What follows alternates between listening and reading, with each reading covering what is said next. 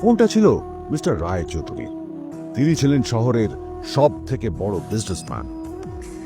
হ্যাঁ মিস্টার রায়চৌধুরী, আমি আপনাকেই ফোন করতে যাচ্ছিলাম। আমি একজন বিশেষ লোকের সাথে তোমার একটা মিটিং ফিক্স করেছি। ওর অ্যাড্রেস আমি তোমাকে টেক্সট করে দিয়েছি। আমি চাই তুমি ওই লোকটার সাথে মিট করো। ঠিক আছে, আমি যে কোনো কারোর সাথে দেখা করতে পারি, কিন্তু তার জন্য আপনাকে আমার দুটো শর্ত মানতে হবে। প্রথমটা, আমার জন্য একটা রেয়ার হিডেন নেকলেস আপনাকে জোগাড় করে আনতে হবে। আর দ্বিতীয়টা, আমি আপনাকে টেক্সট করছি, এটাও কিন্তু একই রকম জরুরি। এই দুটো কাজ আপনাকে যত তাড়াতাড়ি সম্ভব করে ফেলতে হবে আমার জন্য, ঠিক আছে? তোমার অ্যাকাউন্টে কিছু টাকা পাঠিয়েছি, কিছু জামা কাপড় কেন, যাতে তুমি ভদ্র সমাজে আসার যোগ্য হও, আর তোমাকে আমি স্বামীর পরিচয় দিতে লজ্জা না পাই। তোমার কারণে আমার পরিবার লজ্জা পাবে, আমি সেটা চাই না। যখনই দেখি তখনই তুমি ভিকিরির মতো ছেঁড়া ফাটা জামা কাপড় পরে থাকো। আসলে আদ্রিতার বাড়িতে আজ ফ্যামিলি ডিনার পার্টি ছিল, আর শেষবার নীলের জন্য ওকে অনেক ঝামেলা পোহাতে হয়েছিল। মেসেজ পড়ে নীল ফোনটা নিজের পকেটে রেখে রাস্তার ধারে গিয়ে একটা ট্যাক্সি থামানোর জন্য হাত বাড়িয়ে দিল। নীল ট্যাক্সি ধরে গোল্ডেন সিট। গ্র্যাজুয়েশনের পর এত বছরে এই প্রথম নীল তার কোনো কলেজ বা স্কুলের রিইউনিয়নে যাচ্ছে। এতগুলো বছরে নীল তার কোনো বন্ধুর সাথেই দেখা করেনি। নীলের তার পুরনো সহপাঠীদের কথা মনে পড়তে লাগলো, যাদের সাথে ও স্কুলে মজা করত। আজ আবার ওদের সকলের সাথে নীলের দেখা হবে।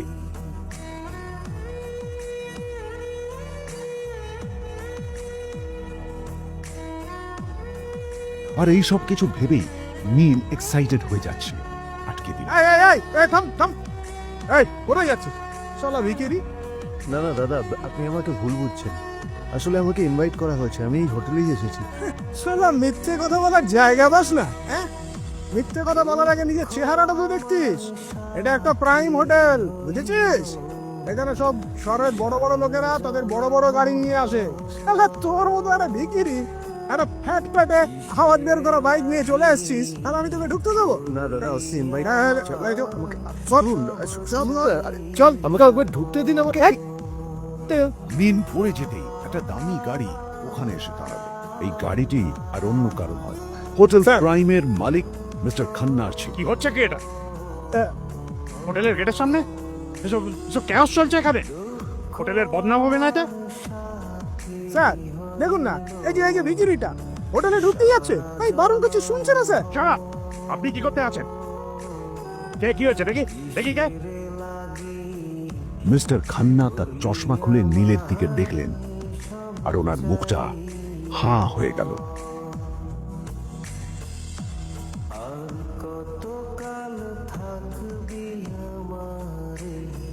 নীল স্যার, আপনি?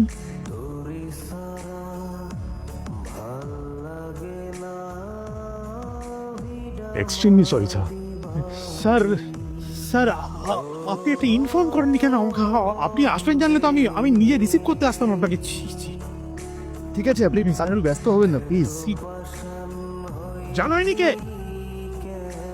নিজের বসকে এভাবে একজন ভিখারিকে হাতে পায়ে ধরতে দেখে গার্ড দিয়েও অবাক হয়ে গেল। আরে sir, sorry sir, extremely sorry, আপনি আমার সঙ্গে আসুন। সরি স্যার, সরি, ভুল হয়ে গেছে স্যার। সালাম স্যার। নীল কি তবে সত্যিই একজন খুব বড়লোক কেউ? জানতে পকেট এফএম এর এই সম্পূর্ণ গল্পটি শুনুন বস, দুনিয়া যার বসে।